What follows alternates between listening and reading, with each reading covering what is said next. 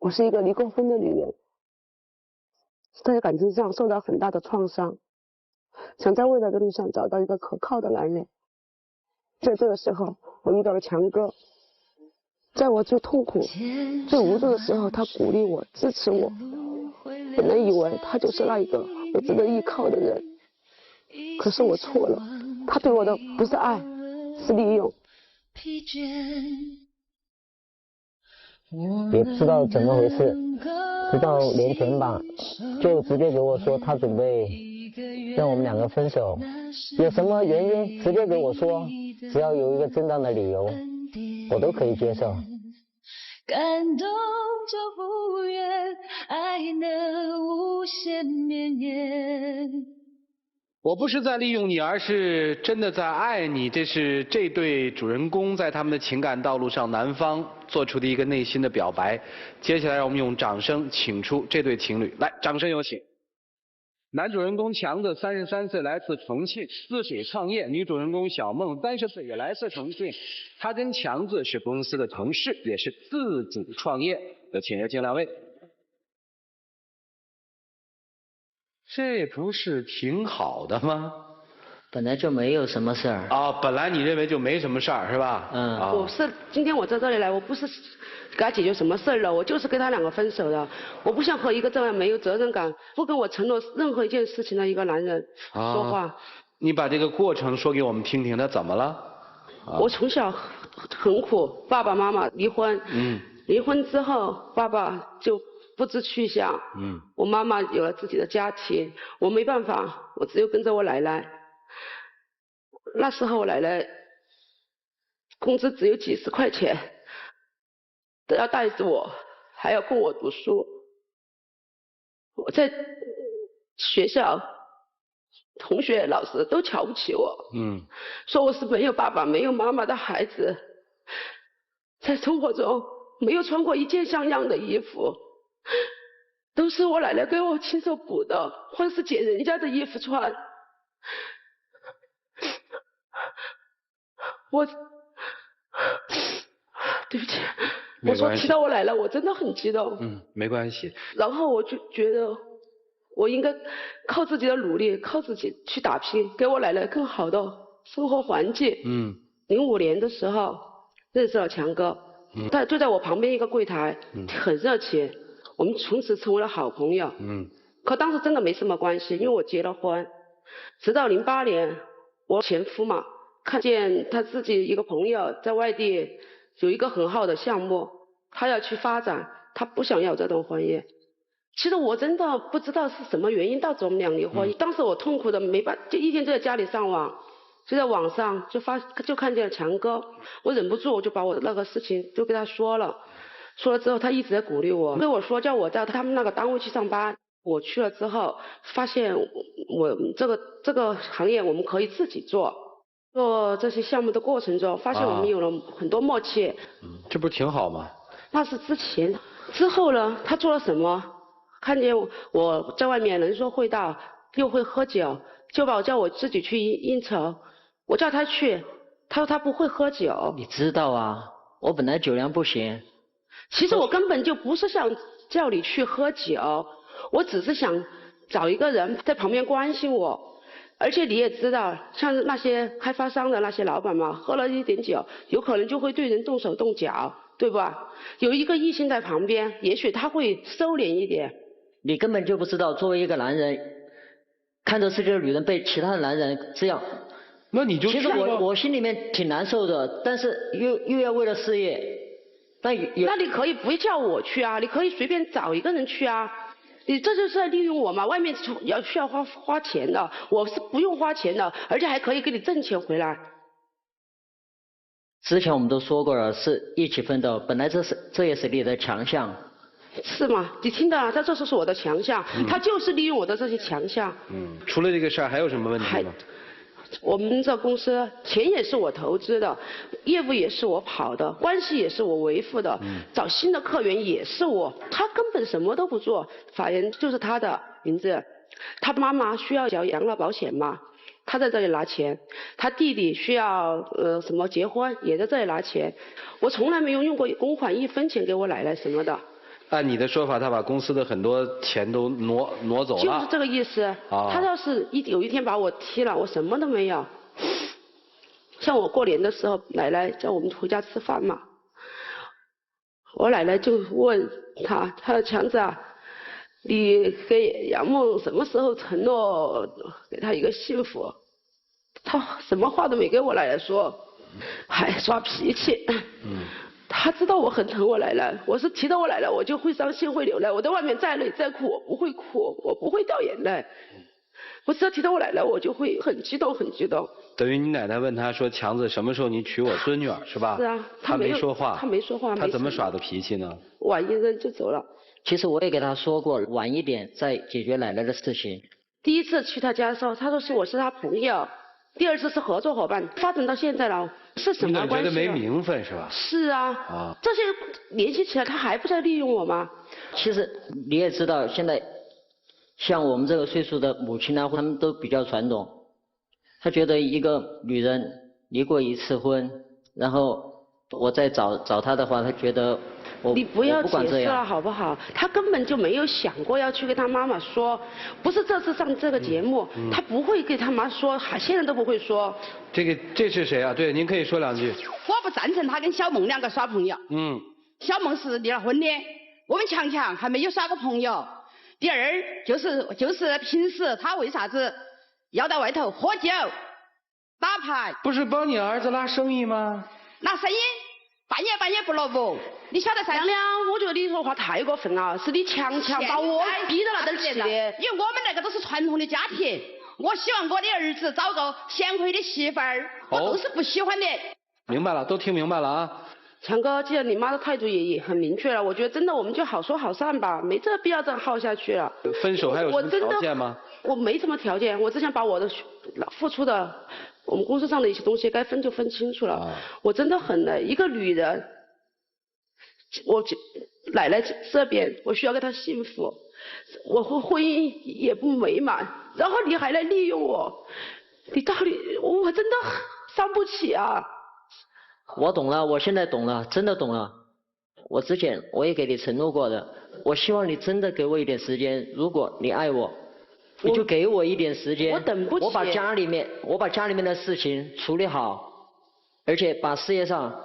等你把家里的事情处理好，公司都被你掏空了，我还等什么啊？等。这到底是解决一段爱情的问题呢，还是要解决所谓在公司运营过程当中的权益问题呢？我们来听听专家的看法，一起进入丘比特问卷。先从杨梦开始说起。因为从我的角度呢，特别关注他成长的环境，因为他确实从小呢就跟奶奶长大，在一次失败的婚姻当中呢，也让他愈发感觉到他需要找一个靠山或者依靠。在这个过程当中，一开始前期的奋斗让他似乎找到了一点希望，但后来发现强哥变得什么也不干了，让他看到了破灭。所以呢，对于杨梦，他觉得心里不踏实，没有安全感。强哥一直口口声声说非常爱杨梦，也包括杨梦在说在奶奶面前一直没有个承诺。那么在做节目之前呢，我知道编导手里有几张杨梦跟奶奶的合影，我不知道编导可不可以把它放出来。那我请强哥呢，在面对奶奶和杨梦的合影，你给他一个承诺好不好？也这时候呢，我也算是帮助你，让你在杨梦面前有一个承诺和表现。我感觉奶奶不是一个，她只听见你嘴里说什么就是什么，而且我觉得一个承诺真的太缥缈了。我只想说，如果你爱我，给我一点时间。哎，打断一下，不是他爱你，是你爱他。在我这里看来，你的诚意不够。行吧，张老师做制片的啊，制片是管钱的哈。你怎么看这个行为？我觉得，首先你们俩在合作之前没有建立那个感情，就是谈那个朋友这个关系。那么你俩在合作的时候肯定有一个基础的协议，不管是口头协议也好，还是纸上协议也好，肯定有个合作协议。公司建立之初的时候有口头协议或者基础的框架协议吗？有口头协议。口头协议是什么？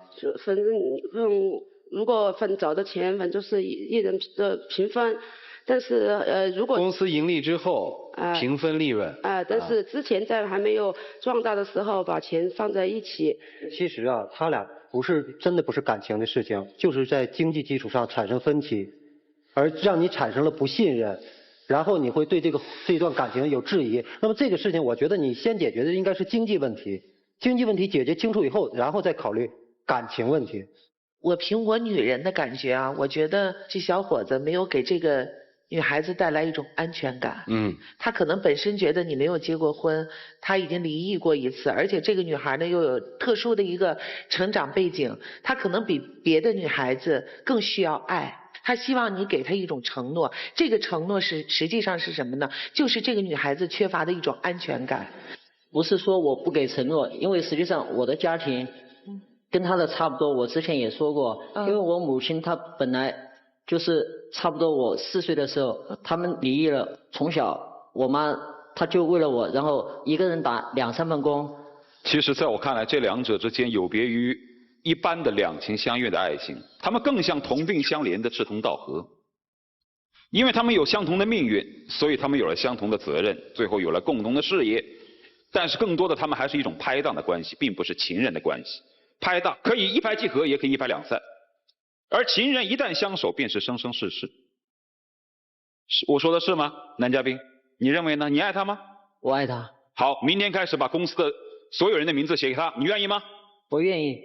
你愿意把公司的所有人写他，所有的财产都归于他名下，你愿意是吗？不是归于他名下，归于他管。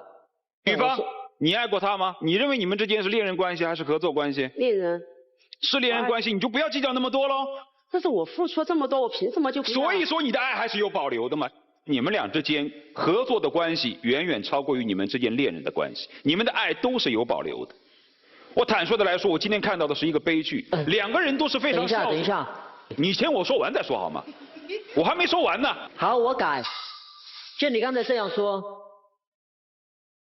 我把人写你的名字，然后钱都给你，我1分钱不要。妈妈不干了啊！我们强强不是很辛苦，一天能够打拼下来。你接下来我打拼下来的。亮亮，我跟你说嘛，你看都没看到，这其实全部是我在做。你不晓得，他一天在外头喝酒、划拳、吃烟这些，那个是要应酬。那是最看不起的。但是你们强强把我逼上去的。穷嘛还是要穷得硬走噻。那你喊你强强给我分了啥？喊他个人去做啥？你看他能做到啥子名堂嘛？他没认识你的时候还不是一样的？行了。接下来就是我刚才要说到的，两个人都是孝顺的人，为什么走在一起不能成为成功的恋人，更不能成为互相信任的合作者呢？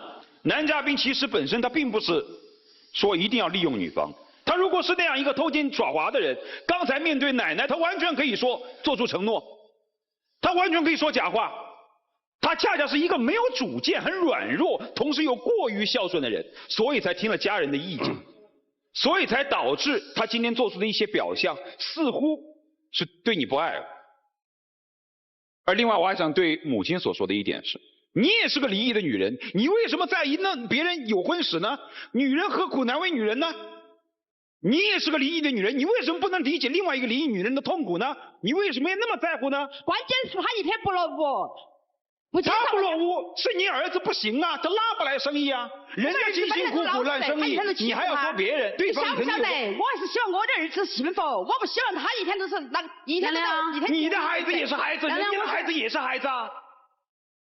亮亮，我想跟你说一句话。那你说嘛。我是从看到第一天起，我当的是我的妈妈。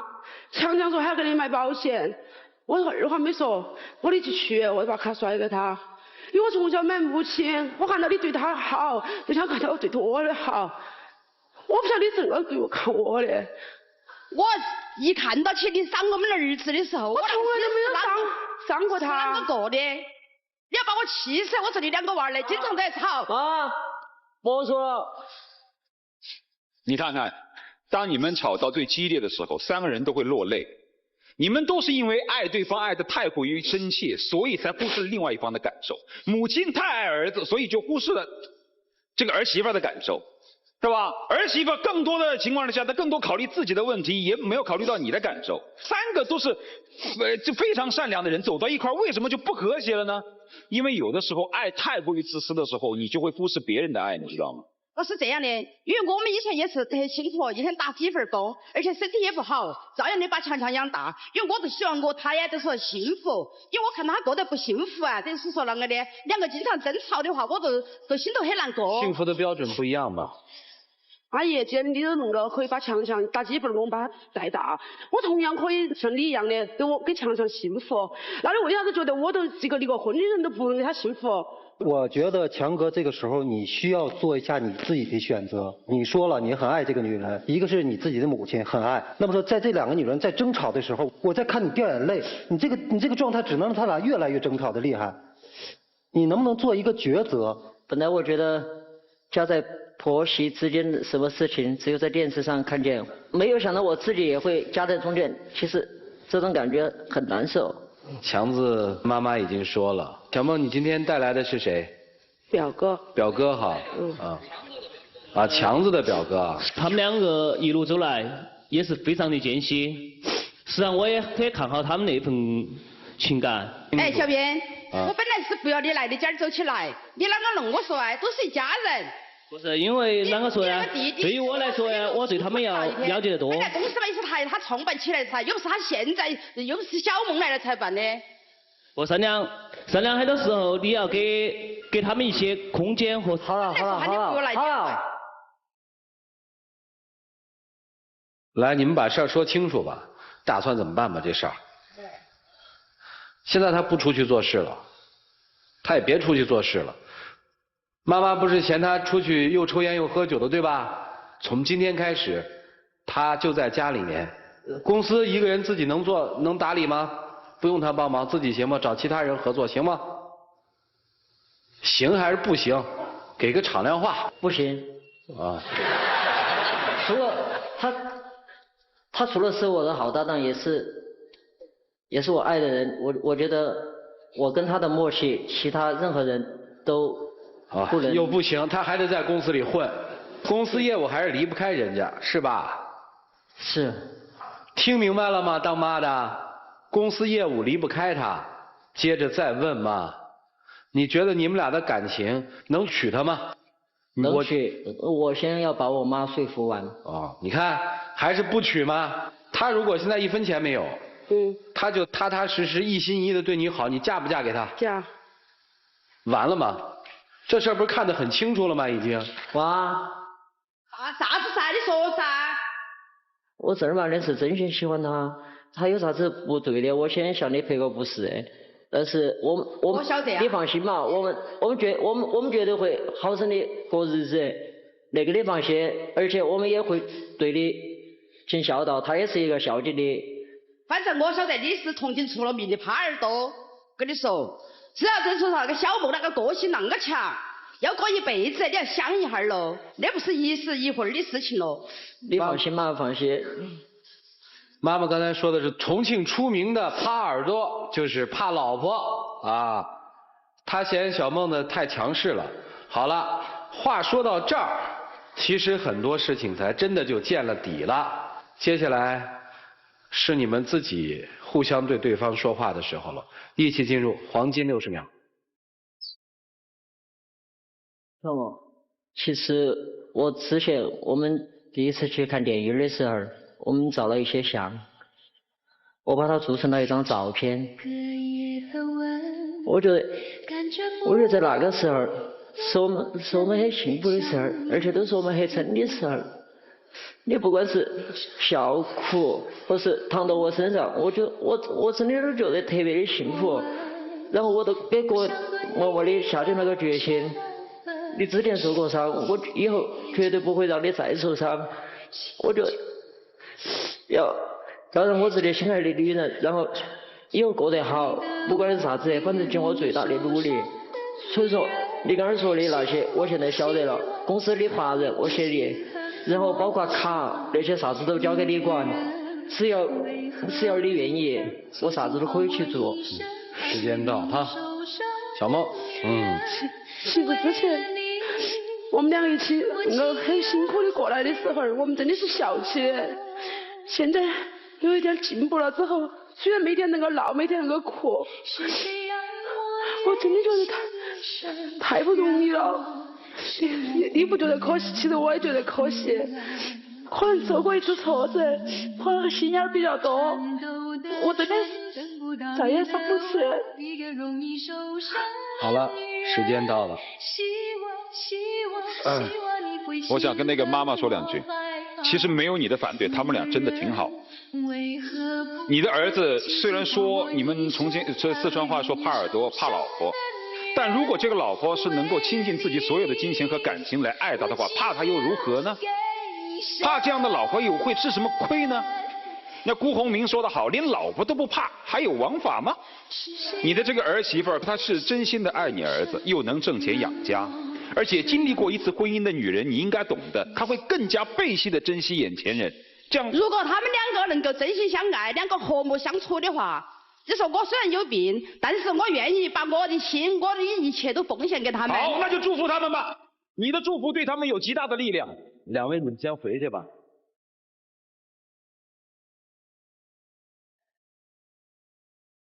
人为什么非要到这个时候图穷匕见的时候才觉得珍惜呢？好好沟通也能沟通的好吗？妈妈到了最后还是妥协了啊！各位拿起手里的表决器，觉得这样一对既是拍档又是恋人的人，他们能够走入婚姻吗？来，各位请选择。现场有71.43%的观众朋友觉得，还是祝福他们应该订婚啊！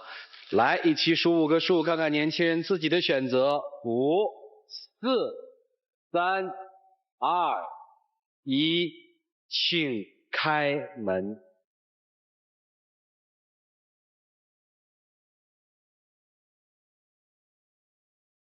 不是爱你爱你，不记得不在一路有多少风雨，不是爱你爱公司的法人还转吗？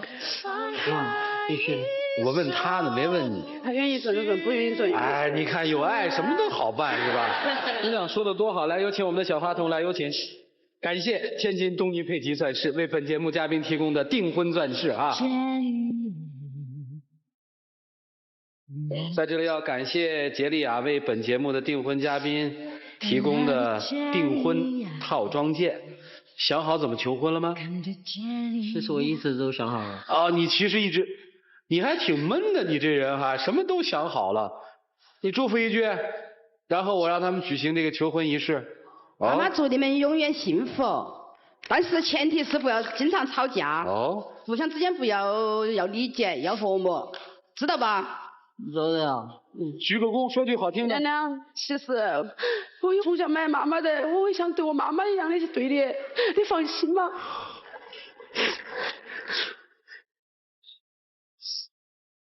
对家庭和睦的多好啊！哎。来，站在这儿，好开心了。各位，接下来让我们一起来见证这个既幸福又神圣的时刻。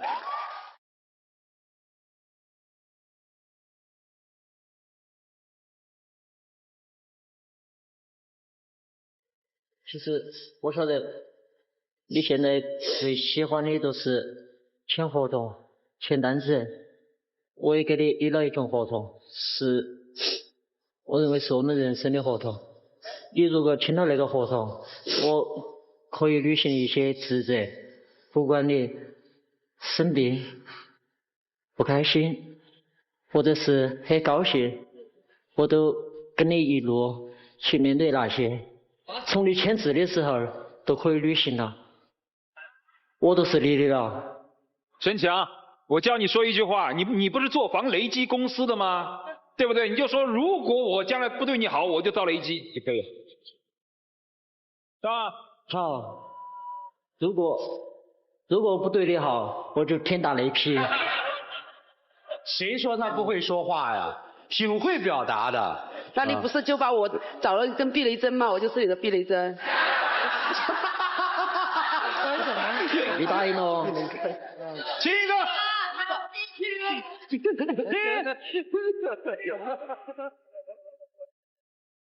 拿着你们的套装礼盒回去吧，回家好好亲吧。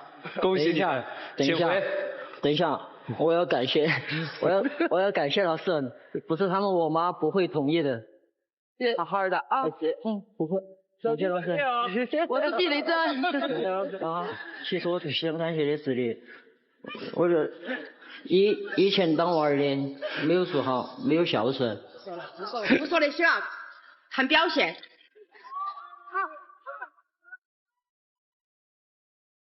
生活里。